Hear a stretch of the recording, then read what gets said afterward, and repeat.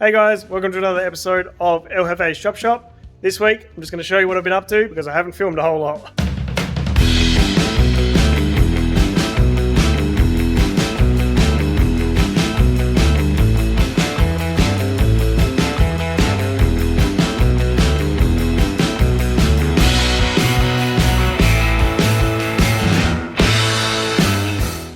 Alright, so first up, we've got Dad's trailer.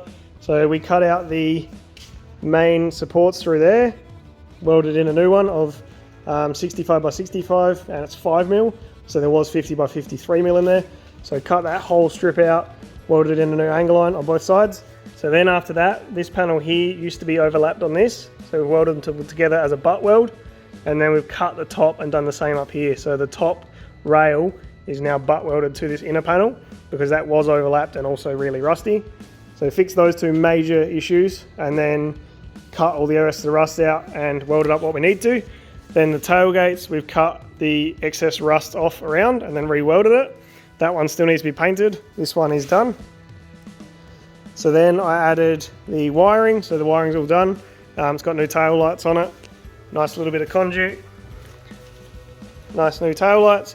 And then the obvious thing that's missing is the floor. So that has been painted on one side with cold galv.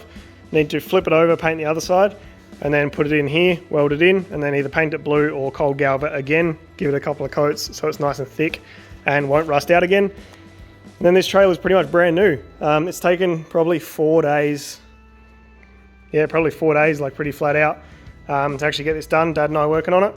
I didn't film anything obviously because it's a trailer, but this minute or so of video will be enough. Then we painted the wheels that are on it. One of them leaks, so there's a pair of spare ones which I need to take the rims off, get the rims cleaned up and painted, and then put these tyres on those rims. Cool, away from the trailer. I got the radiator for the Corolla finally and the fan, and it does actually fit in here, so I was worried about fitting between this radiator inlets and outlets.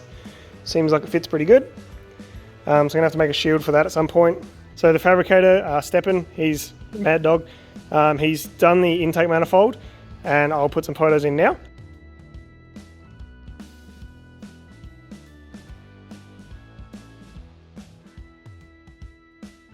So that's pretty much done, and then he's just about to start on the exhaust next week and the fuel tank next week as well. So hopefully some updates on that soon. So this is today's project. I want to put a shelf up, so I've just cleared everything out from the roof, everything off the bench except for that because it's really heavy. I'm going to put a shelf up here. So I've got a bit of mesh and I've got some shelf brackets and some stuff. So I'm just going to make this and just potter along because it is like 36 or something today. It is miserable. So build that. I also want to shorten this bench by exactly that much. I don't know if you can see that on camera or not. There you go. So I want to cut it back to here so I can slide the whole bench that way, about 130mm, and that'll give me a whole bunch more room over here. And then I can slide the filing cabinet over or something like that and get a bit more room here and there. So maybe get to that today. I'm going to try and get the shelf done at the very least.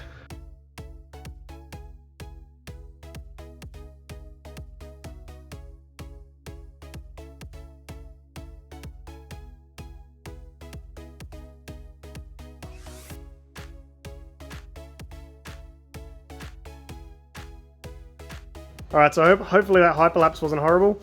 The lighting is, but that's a shelf that I have just made. So we've got the bracket on the end here, and then we've got the two they're leftover purlins from the end of the shed. So I needed to bolt it all down and maybe zip tie this down or something. I'm not sure what to do about that top section. And then it's coming to the other end, you've got the same thing. So it's probably like a little bit too long, but I might be able to sneak it. There you go, I'll sneak it that way a little bit. So the idea of this is to bolt it all, I need to bolt it still and then attach the top section, and then I can put all of my cans and bottles and sprays and liquids and stuff up there so they're out of the way. Maybe not a great idea being above where you're going to be throwing sparks, but we'll see how we go. So that's the idea, is to get that stuff up and out of the way. Can also put the radio up there at the front so I can actually reach it, or maybe hang it from the bottom. Maybe hang some lights from the bottom as well so I can actually see a bit better. And also the battery charger needs to be tucked away somewhere there as well. So when I cut this, which I'm still not sure if I'm going to do that today, because it is so hot, cut this, move the legs inboard a little bit, slide the whole bench this way, then this guy will be right back touching these cross braces. So it'll be another 100 and, I think I said 130 mil back further. And then I need to put a stop on the back so nothing rolls off the back of the bench. And then that will gain me a whole bunch more room, and I'll be able to reach this a little bit easier as well. So it's coming along, it's just super hot, and if I have the camera recording, I can't have the fan or the radio on, so I'm just going to put you back on hyperlapse, or maybe just not film it, and turn those back on and get this out of the way, get that stuff up there, get some lights mounted, and see how it looks. Alright, so it's been many hours since I was building the shelf. I completely forgot about it and just moved on with the next job. So the shelf is done. It's just screwed on through the brackets into these purlins, and then the mesh is actually just zip tied to the purlin. So that seems to work. And then I've got all the fluids and stuff that were down there all up here now. Got my dustpan collection. That's my tool bag that I take when I go places and take tools. And then we've got the radio zip tied up out the way. Can still get to all the controls at the top, and also the line in is accessible to the laptop charger. Got a phone charger there. Got a power board up here. And then we've got another light attached here and a light up there. So at least it's reasonably workable. These are the next jobs to do. So this is a LS Loom standalone guy. That's a fan shroud or fan and radiator that needs a fan shroud for the Corolla. Some airbags that need to get delivered to a mate of mine. Rags, K10 stuff, or sorry, K16 stuff, so my wagon. K25 stuff, so the brown car, and then that's truck stuff that I need to sort out. Got a fan in here at the moment because it's super hot, and then the toolbox is down this side again, as it always was. So the main reason I kept this as a small area is because it's easy to clean. Obviously there's a lot of stuff on the bench at the moment, but normally you can just wipe the bench off, put your tools away, they're right here, and it's super easy. When I have a bigger area, I just make a bigger mess. So currently got a stool and a step ladder, a chair. That's my electrical kit, which needs to get upgraded. A couple of bins, and then all the back stuff you can't see is all K25 stuff that's been jammed in there for many months. And an air compressor. So pretty comprehensive little workshop. I need to do something about the drill press because you can't really use it as it is. You have to reach over the vise, and the actual drill press is kind of knackered at the moment anyway. Long term I'll be getting rid of it because I want to get a little mill, so that'll go and I'll just use the mill for a drill press instead. But yeah, everything has a home and it looks a whole lot better. Alright, so that's it for the little workshop update and the shelf build. I'm going to jump into the next clips, which are me cutting up a Dodge chassis. Alright, so another job I need to do is get rid of this Dodge chassis. So I'm going to quickly look for numbers and just cut some bits and pieces off, look for the numbers, and then this whole thing needs to go to scrap. But what I'm going to do is use the main chassis rails for a jig for the K25. So I'll probably cut it about here somewhere. I'm hoping I can sneak it in just behind the leaf spring, and then dump this, and then keep all of this as a jig, and then take all the diff out and take that to scrap as well. So I'm just going to work on it. I'll give you little updates, just pottering away. So we'll see how we go with this. But I'm going to end up getting an engine crane up, lifting the front end, and then cutting it all out. Alright, this is where we left off on Friday. It's currently Monday. So I got the front cut off and all the brake lines and stuff stripped from the middle section. I kind of want to keep the brakes pedals because they look kind of cool, but the rest of it can go to scrap. And we've got all the mounts and stuff taken off this side. We've got two more mounts for the fuel tank on that side. Got the tail shaft I need to cut off, and then this leaf spring is cut off on the back and cut off on the front, and then the other side is cut off on the back and about 90% on the front. Then once I've done that, I probably need to take these brackets off the whole way along, the two straps at the back and the number plate. Then I may even need to remove the tow bar. But what I'm going to do for now is just try and get the bulk of it off, cut it up and get it out of the way, the main chassis rail, and then all the stuff that's going to scrap can get it loaded on the truck, ready to go to the bin.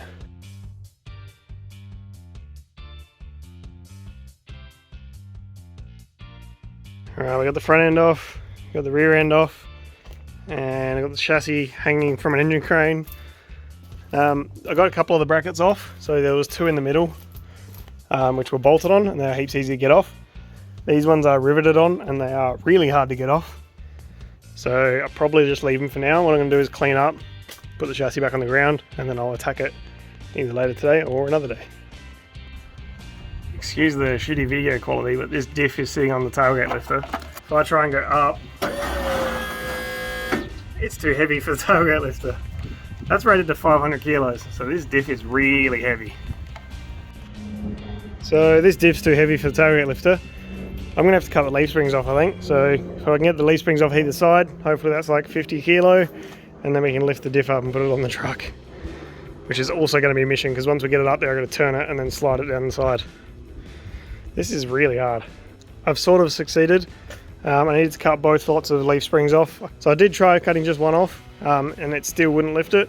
So I cut both lots off, and then it finally did it, but it was still struggling. So now I just need to scooch this onto the truck, put the tailgate lifter away, and put the leaf spring bits in one of the tubs, and we're good to go. But I don't know how the hell I'm gonna do that. This is the world's slowest scrap run. That's apparently rated to 500 kilo. That's currently on the 250 kilo setting and lifts that diff, so I don't reckon that's actually 500 kilo, but it's just on the truck. I'm going to try and scooch it a little bit further and then I'll strap it all down. This was the hardest thing I've ever loaded on the truck. They are so heavy. That tub's got some stuff in it, this one's empty, but at least I can take this stuff to scrap now. It's so heavy that I had the tailgate down, and on the flat concrete I couldn't actually put it away because of the springs have sagged so much. So I had to actually reverse it over the edge of the concrete so it was a bit lower, like a drop for the tailgate to go lower. So there's a fair bit of weight there. There we go, just gonna move those diffs and then we're all clean again. I need to make some kind of rack for this as well at some point, but I'm gonna fill this spot with a Subaru, and I've still got all this stuff to sort out. But we are getting there. I'd like this thing to go in the little shed soon so it can stop living outside. But for now, I'm gonna get the Subaru, park it here, and move on to the next problem.